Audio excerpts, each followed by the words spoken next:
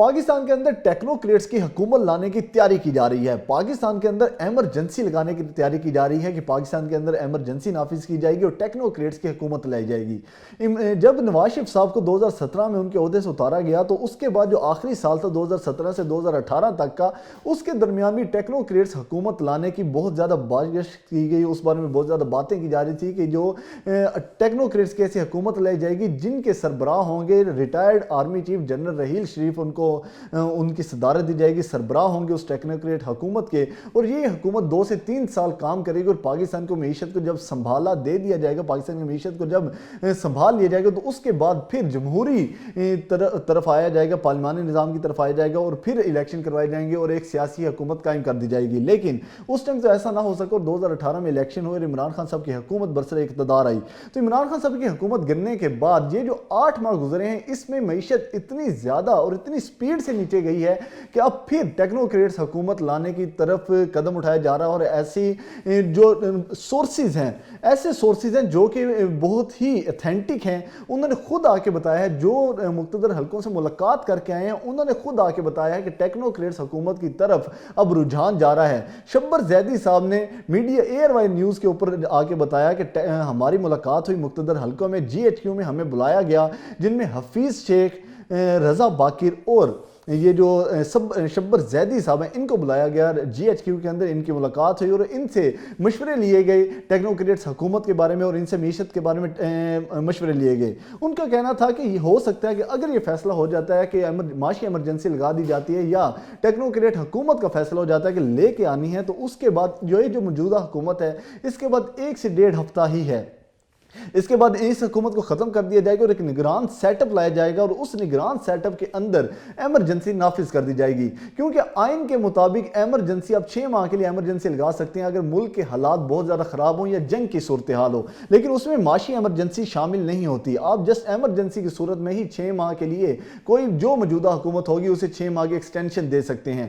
تو اس حکومت سے تو کوئی معاملات سنبھلنے نہیں ہیں۔ شبر زیدی کے مطابق کوئی بھی مالیاتی ادارہ جو ہے انٹرنیشنل مالیاتی ادارہ، وہ اس حکومت کے ساتھ بات چیت کرنے کو، ڈائلاگ کرنے کو تیار نہیں ہے۔ اس لیے جو نگران سیٹ اپ اب لایا جائے گا اسی سے وہ تمام ادارے بات کریں گے، آئی ایم ایف بھی اسی سے ڈیل کرنے کو تیار ہوگا۔ تو اس لیے ایک نگران سیٹ اپ لانے کی تیاری کی جا رہی ہے اور اس نگران سیٹ اپ کے اندر ایمرجنسی لگائی جائے گی اور پھر اس ایمرجنسی کو کنورٹ کر دیا جائے گا معاشی ایمرجنسی کے اندر۔ معاشی ایمرجنسی کے سلسلے میں 6 ماہ کے لیے جو حکومت ہے ان کے حوالے کر دی جائے گی اور اسے 2 سال تک بڑھایا جا سکتا ہے، اور قانون میں ایسی گنجائش پیدا کی جائے گی کہ اس حکومت کو جو ٹیکنوکریٹس کی حکومت بنے گی اسے 2 سال تک بڑھایا جا سکے۔ اب ٹیکنوکریٹس کی حکومت ہوتی کیا ہے؟ ٹیکنوکریٹس کی حکومت جو ہے وہ ایسے معاشی ماہرین پر، ایسے سکلڈ لوگوں پر مشتمل ہوتی ہے جو کہ اپنی فیلڈ کے اندر ماہر ہوتے ہیں۔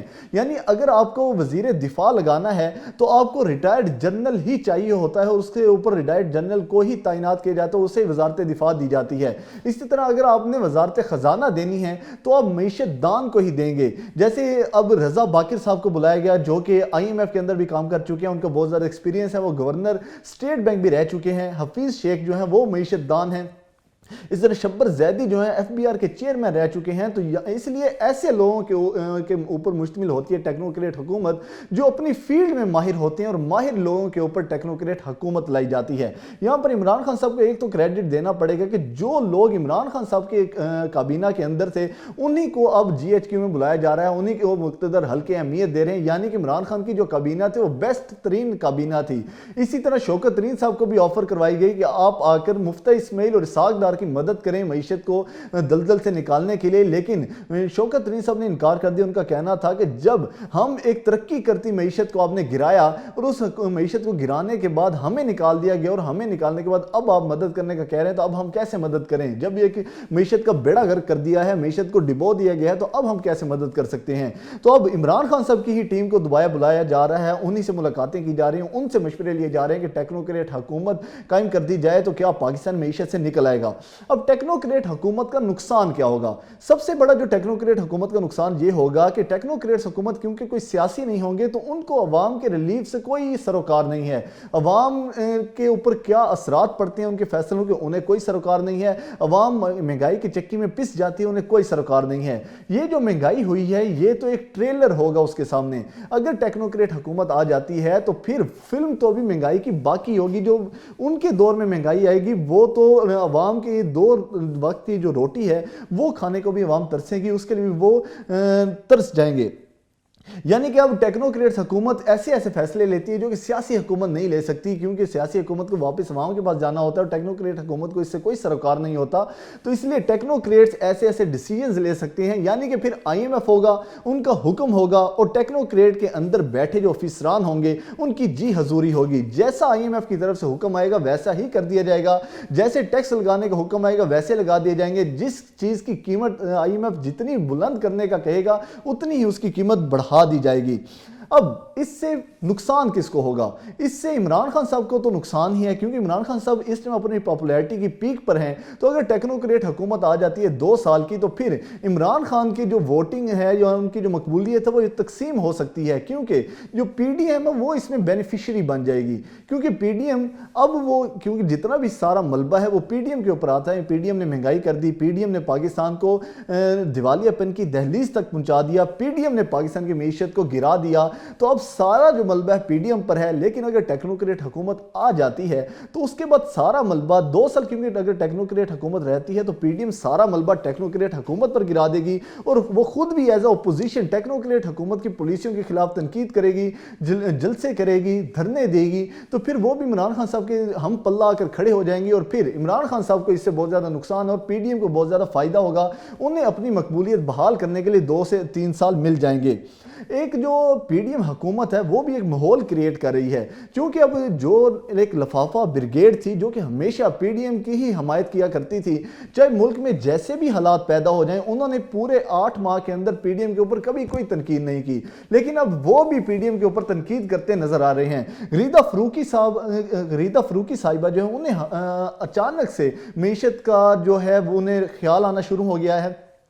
उन्होंने ट्वीट करने शुरू कर दिए हैं कि पाकिस्तान की मीशत इतनी बुरी हो चुकी है, पाकिस्तान के जो हालात हैं वो बहुत ज़्यादा बुरे हो चुके हैं, पाकिस्तान के गरीब जो है वो इस टाइम महंगाई की चक्की में पिस चुका है, उन्हें महंगाई का बहुत ज़्यादा ख्याल हो गया। उस तरह उसी के साथ साथ जो सलीम साफ़ी हैं वो भी हुकूमत पर तनकीद करते नज़र आ रहे हैं। जितनी भी लिफाफा ब्रिगेड थी वो भी हुकूमत पर तनकीद कर रही है। यानी कि पूरा माहौल एक नैरेटिव क्रिएट किया जा रहा है हुकूमत के खिलाफ। उसके बाद ये कह दिया जाएगा कि अब मजबूर हो गए मुक़्तदर हल्के कि वो एक ऐसी हुकूमत लाएं जो कि पाकिस्तान की मीशत को पहले संभाला दे, पाकिस्तान की मीशत को पहले मजबूत करे, उनकी जो बेस है मीशत की वो मजबूत करे, और जब पाकिस्तान की मीशत मजबूत हो जाए तो फिर इलेक्शन की तरफ जाया जाए। तो ये एक पूरा माहौल क्रिएट किया जा रहा है। लेकिन इमरान खान साहब ने इस जो एक टेक्नोक्रेट हुकूमत लाने की तरफ कदम उठाया जा रहा है उसको उन्होंने टोटली मुस्तरद कर दिया। उनका कहना था कि कोई भी गैर आईनी इकदाम नहीं होने देंगे। टेक्नोक्रेट हुकूमत का आइन में कोई गुंजाइश नहीं है, कोई जिक्र नहीं है, टेक्नोक्रेट हुकूमत आ ही नहीं सकती।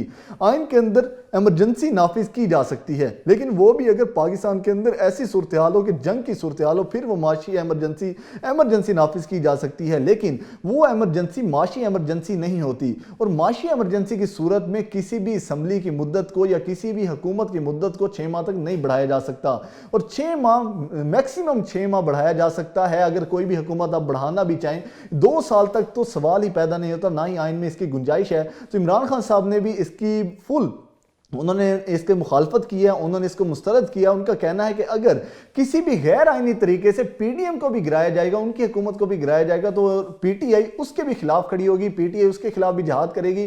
कोई भी गैर आइनी कदम उठाया जाएगा किसी भी जमहूरी पार्टी के खिलाफ या किसी भी हुकूमत के खिलाफ, तो किसी भी गैर आइनी कदम की हमायत नहीं की जाएगी। अगर आपने हुकूमत गिरानी ही है तो फिर आप नए इलेक्शन में जाएं, आम इंतखाबात करवाएं। टेक्नोक्रेट हुकूमत की किसी सूरत हमायत नहीं की जाएगी, ना PTI इसे कबूल करेगी और ना ही पाकिस्तान की 22 करोड़ अवाम इसे कबूल करेगी। मिलते हैं नेक्स्ट व्लॉग के अंदर, तब तक के लिए अल्लाह हाफिज़।